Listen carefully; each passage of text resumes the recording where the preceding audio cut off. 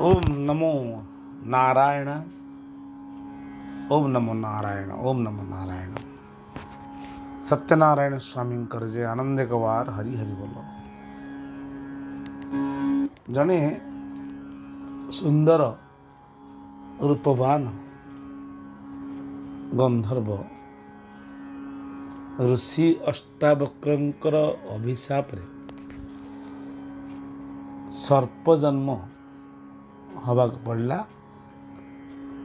आउ काहींकी सर्प जन्म हवाक पड़ला सुनिबा भागवत कथार सुंदर पदे। ऋषि अष्टावक्र तांकर 8टी बांक माने से जो चलती तेढ़ेकी बंकेकी हली हली एभली चलती। गंधर्व जने स्नान करथिले से अति रूपवान ऋषिंकर ए चाली देखी सी हसिबाक लगिले। हसिले ऋषि को कहउछंती वाह केते सुंदर चाली चलुछ मु केते सुंदर चाली चलुछ। बारंबार कहूए ऋषि आग को चली जाऊ थाए। अष्टावक्र ऋषि दयावान तेणु संत हृदय नवनीत समाना। तुलसीदास भाषा साधु हृदय बहुत माने नवनीत अर्थ लहुणटी भी कोमल नम्र नरम।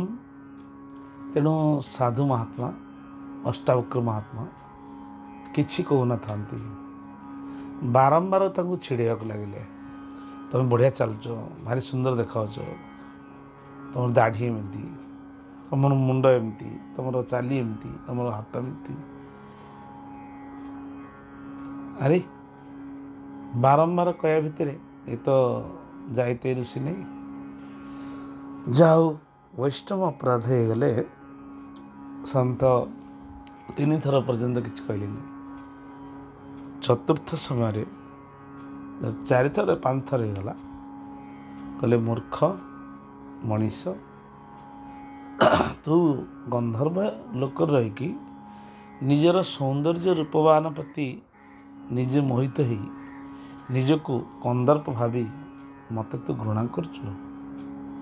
अरे भगवान का संसार रे केते प्रकार जीव तैयारी करी प्रभु छड़िछंती तांक संसार को का प्रारब्धर क्यों फल अनुसार से सुंदर होंतु रूपवान होंतु असुंदर होंतु कला होंतु गोरा होंतु जे भली रूप भगवान देइछंती तांकु तू आदर करबा जगह रे तू मन रे घृणा भाव आसला देखी तांकु परिहास करचु मते।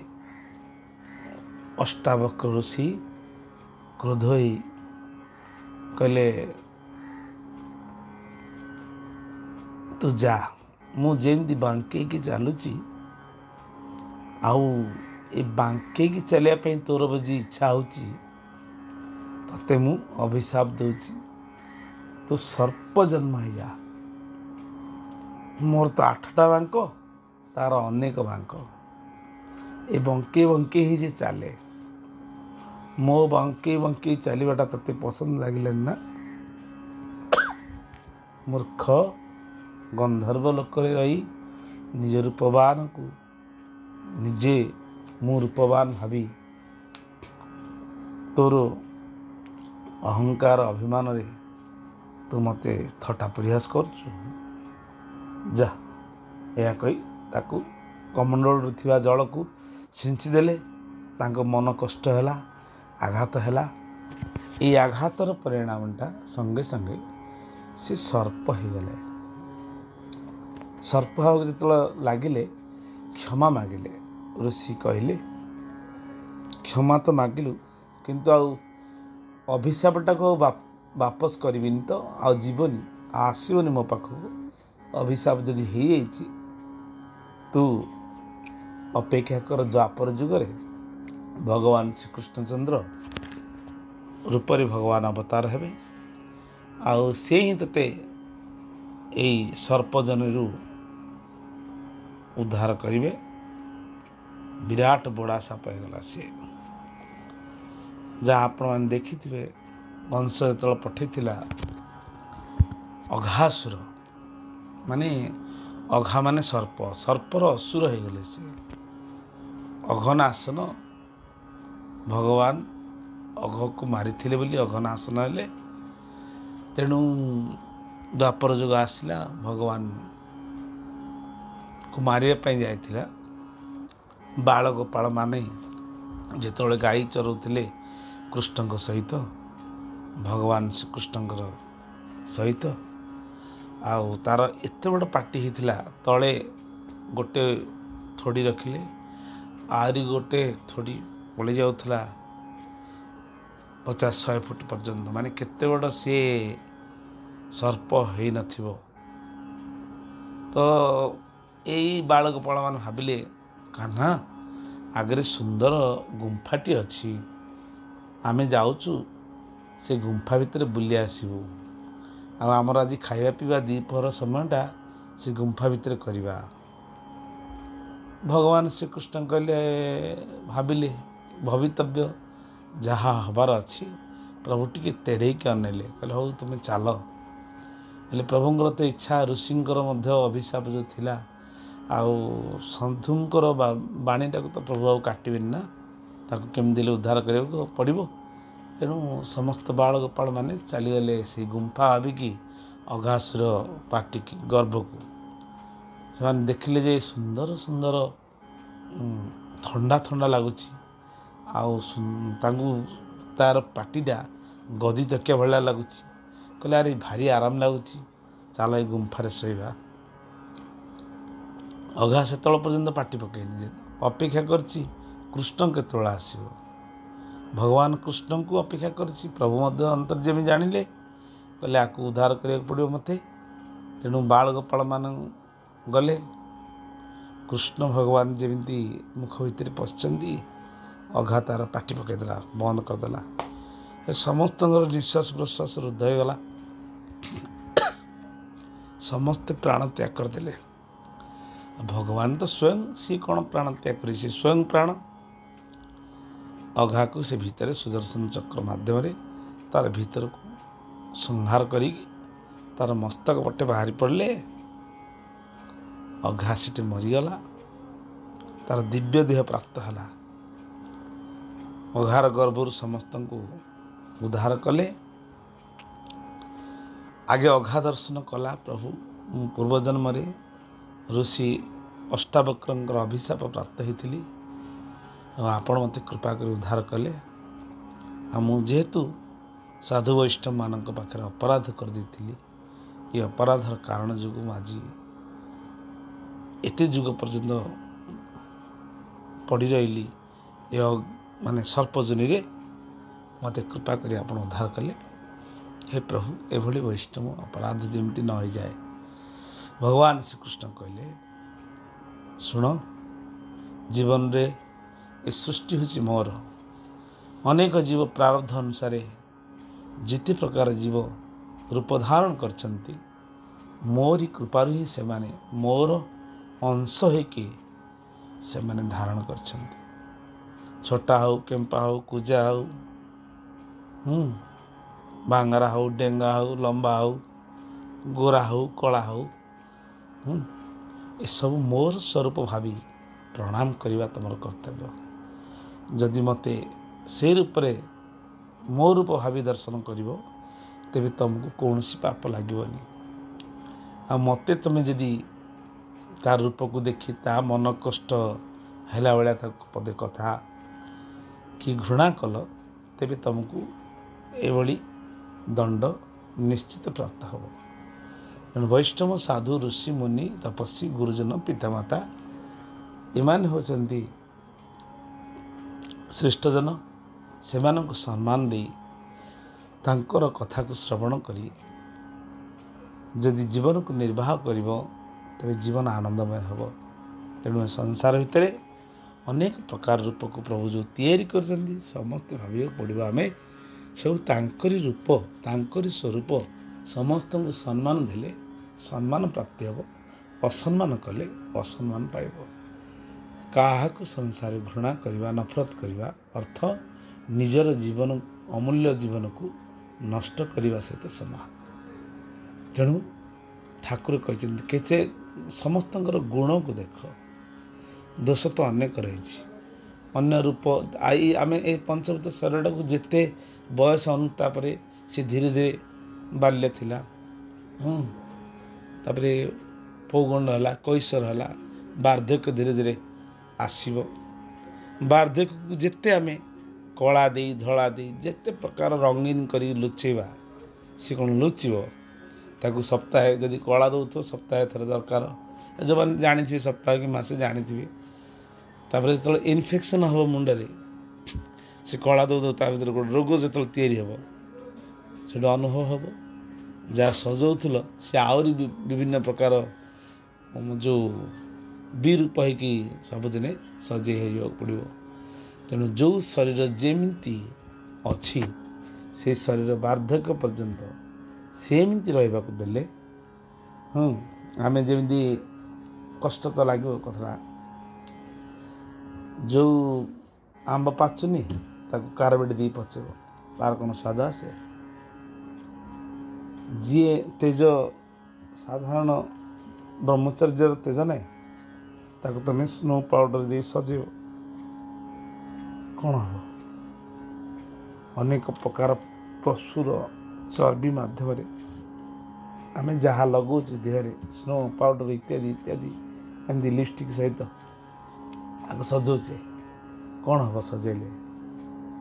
ଇଏ ଯେତେବେଳେ ନାକରୁ ତ ସିଙ୍ଗାଣି, କାନରୁ ତ ନେନ୍ଦରା, ଆଖିରୁ ତ ନେନ୍ଦରା, କାନରୁ ତ ମଇଳା, ନାକରୁ ତ ମଇଳା, ପାଟିରେ ଦାନ୍ତ ନ ଘଷିଲେ ମଇଳା, ଦେହରେ ଯଦି ସାବୁନ ନ ମାରିଲେ ଗନ୍ଧ ଲାଗିବ। ଆକୁ ଦୁର୍ଗନ୍ଧ ଶରୀରକୁ ସଜେଇ ସଜେଇ କେତେ ଦିନ ସଜେଇବ?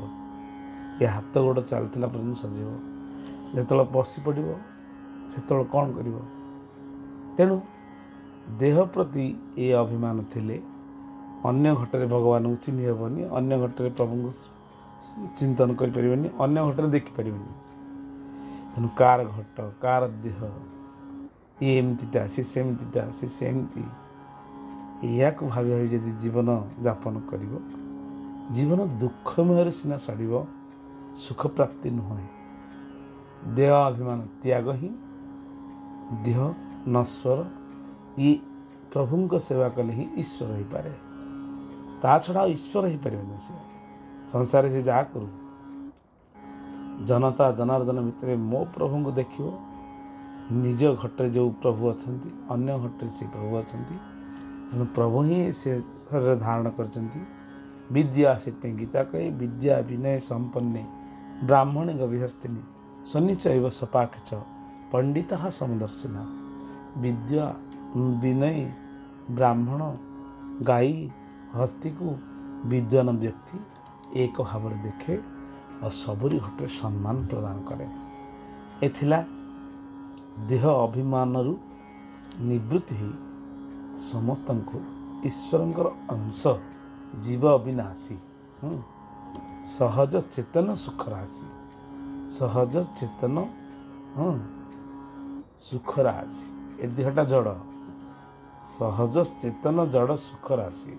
ଦେହଟା ଜଡ଼, ଆତ୍ମା ପଳେଇଲା ପରେ ହଲି ପାରିବନି। ତାହେଲେ କେଉଁଟା କଳା, କେଉଁଟା ଗୋରା, କେଉଁଟା ବାଙ୍ଗରା, କେଉଁଟା ଡେଙ୍ଗା, କାହା ରୂପ ଦେଖି ତାର ଭିତରଟାକୁ ନ ଦେଖି ବାହାରଟାକୁ ଦେଖିଲେ କ'ଣ ହେବ? ତେଣୁ ମଳିନତା ସେତେବେଳେ ପର୍ଯ୍ୟନ୍ତ ଯାଇନି ଯେତେବେଳେ ପର୍ଯ୍ୟନ୍ତ ଆମେ ଅନ୍ୟର ସୁନ୍ଦରତାରେ, ନିଜର ସୁନ୍ଦରତାରେ ଏହାକୁ ଭାବନା କରି କରି ସଜାବଟ କରିବା। ଏ ସଜେଇବାରେ କେତେ ଦିନ ସଜିବ? ଏ ସଜାବଟଟା ଯେତେବେଳେ ପର୍ଯ୍ୟନ୍ତ ମନର ଲାଳସା, ଇନ୍ଦ୍ରିୟ ଲାଳସା ଥିବ, ଏହାକୁ ଖାଲି ସଜାଉଥିବ। ଶକ୍ତିକି ସଜାଅ, ଭିତରେ ଥିବା ଊର୍ଜ, ତେଜ, ବ୍ରହ୍ମଚର୍ଯ୍ୟ, ଏହାକୁ ସଜେଇକିରି ଶରୀରକୁ ସଂରକ୍ଷଣ କର। ଜଣେ ଭଲ ଉତ୍ତମ ମଣିଷ ଯିଏ ସୁସ୍ଥ ଏବଂ ମନ ସୁସ୍ଥ ଏବଂ ବିନ୍ଦାସ, ଆଉ ସେ ଯେମିତି ରୂପବାନ ହଉ, ଆନନ୍ଦରେ ସଚ୍ଚିଦାନନ୍ଦଙ୍କ ସହିତ ସମ୍ପର୍କ ଥିବା ମନୁଷ୍ୟ ଜଣେ ଶ୍ରେଷ୍ଠ ହୋଇପାରେ। ରୂପ କଦର୍ଯ୍ୟ, ରୂପର ସୌନ୍ଦର୍ଯ୍ୟ ଏଇଠାରୁ ଯେତେବେଳେ ପର୍ଯ୍ୟନ୍ତ ନ ଦୂରେଇ ରହିଛନ୍ତି, ଯେତେ ସଜେଇ ହେବ ସେତେ ବିଷୟ ଆସକ୍ତି ହେଇକି ସେ ବିଷୟ ମନକୁ ଟାଣି ନେଇକି ସିଆଡ଼େ ନେଇ ପକେଇଦେବ, ବିଷ ଗଛ ଆଡ଼କୁ ଟାଣି ନେଇଯିବ। ପତଙ୍ଗ କ'ଣ କରେ ନା ନିଆଁ ଜଳୁଛି ତାକୁ ଦେଖିବାକୁ ଭଲ ଲାଗେ, ସେଠି ଯାଇ ପଡ଼ିଯାଏ, ଆଉ ଉଠିପାରେନି। ଯେଉଁଠି ଗୁଡ଼ ମିଠା ପ୍ରବଳ ମାନେ ପିମ୍ପୁଡ଼ି ଭାବେ ବଢ଼ିଆ ଲାଗୁଛି କହିକି ଯଦି ପତଳା ଗୁଡ଼ରେ ପଶିଯାଏ ସେଠି ପଶିପାରେନି ଆଉ। ଏମିତି ଏଇ ଯେଉଁ ସୌନ୍ଦର୍ଯ୍ୟତା ସଜେଇବାଟା ସଜାବଟ ହେଇକି ଏ ଦେହକୁ 50 ଥର ଦେଖିବା, ରୂପକୁ 50 ଥର ଦେଖିବା, ଏଇଟା ଗୋଟିଏ ପାଇଁ ଦେଖିପାରିବ। ଏ ରୂପଟା ଯେଉଁ ମୁଁ ସଜେଇ ହେଉଛି କେବଳ ଭଗବାନ ଦେଖି ଖୁସି ହୁଅନ୍ତୁ।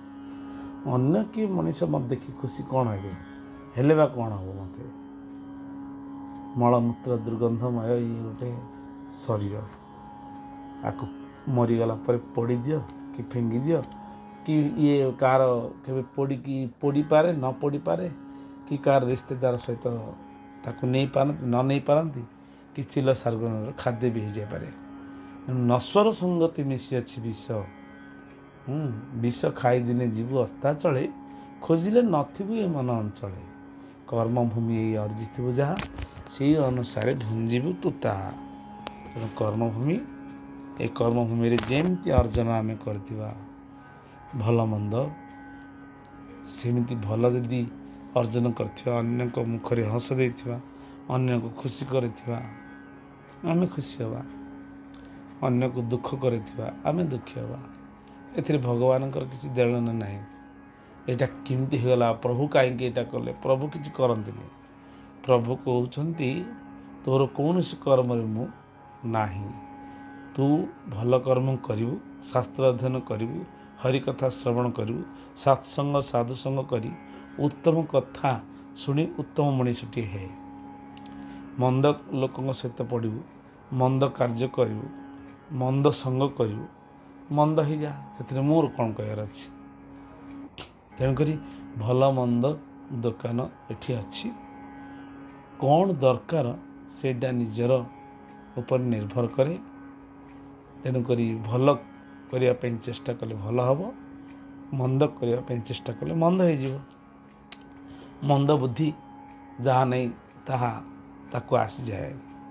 କିନ୍ତୁ ମନ୍ଦ ବୁଦ୍ଧିକୁ ବନ୍ଦ କରି ଦ୍ୱନ୍ଦ୍ୱରୁ ଦୂରେଇ ରହି ଯଦି ମନ୍ଦ ହସ ଅଭିନ୍ନ ସୁନ୍ଦରଙ୍କ ଚରଣ ତଳେ ସମର୍ପିତ ଜୀବନ କରିବ, ତେବେ ଆନନ୍ଦମୟ ହେବ। ସତ୍ୟନାରାୟଣ ସ୍ୱାମୀଙ୍କର ଜୟ। ଆନନ୍ଦ ଏକବାର ହରିବୋଲ। ଏ କହିବାର ତାତ୍ପର୍ଯ୍ୟ ଗୋଟିଏ କଥା, ସବୁରି ଘଟରେ ଥା ବୋଲି ସମତା କରେଇ, ସବୁଠାରେ ଥା ବୋଲି ସତ୍ୟ କହୁଥାଇ, ସବୁ ଘଟରେ ତ ମୋ ଠାକୁର ଅଛନ୍ତି। ମୋତେ ତ ଗୁରୁ କୃପା କରିକି ଶ୍ୱାସ ପ୍ରଶ୍ୱାସର ସୂତ୍ର ଦେଲେ, ଯଦି ମୋ ଠାରେ ସେଇ ସୂତ୍ର ଅନ୍ୟଠି କାହିଁ ନାହିଁ, ସେଇଠି ମୋତେ ସେଇ। ତେଣୁ ମୁଁ ଯେତେବେଳେ ତାକୁ କହୁଛି ଅର୍ଥ କ'ଣ? ଠାକୁରଙ୍କୁ କହୁଛି। ହେଲେ ମୋ ହୃଦୟରେ ଯେଉଁ ଠାକୁର ଅଛନ୍ତି, ତା ହୃଦୟରେ ଯେଉଁ ଠାକୁର ଅଛନ୍ତି, ତାଙ୍କୁ ଯଦି କଷ୍ଟ ହେବ ତାହେଲେ ସେ ଅପରାଧଟା ମୋତେ ଭୋଗ କରିବାକୁ ପଡ଼ିବ।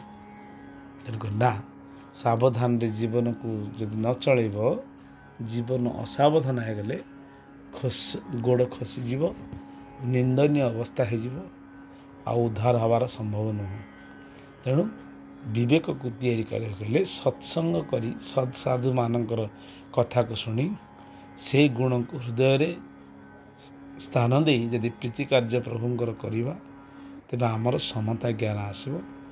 ସମତା ଜ୍ଞାନ ଆସିଲେ ଆଉ କେହି ଦେଖାଯିବନି, କେବଳ ଯାହାକୁ ଦେଖିବ ଠାକୁର ହିଁ ଠିଆ ହେଇଛନ୍ତି, ଠାକୁର ବସିଛନ୍ତି, ଠାକୁର ହିଁ ମୋର ସବୁକିଛି।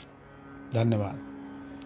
କଥାଟି ଭଲ ଲାଗିଲେ ନିଜ ଜୀବନରେ ଲଗେଇ ପ୍ରଭୁଙ୍କୁ ସମର୍ପଣ କରି ତାଙ୍କରି ନାମ ଭଜନ କରି ଜୀବନକୁ ତାଙ୍କ ପ୍ରୀତି କାର୍ଯ୍ୟରେ ଲଗାଇ ସକଳ ଘଟରେ ସଚ୍ଚିଦାନନ୍ଦଙ୍କୁ ଦର୍ଶନ କରିବା ମନୁଷ୍ୟ ଜୀବନର କର୍ତ୍ତବ୍ୟ। ଓମ୍ ନମୋ ନାରାୟଣ।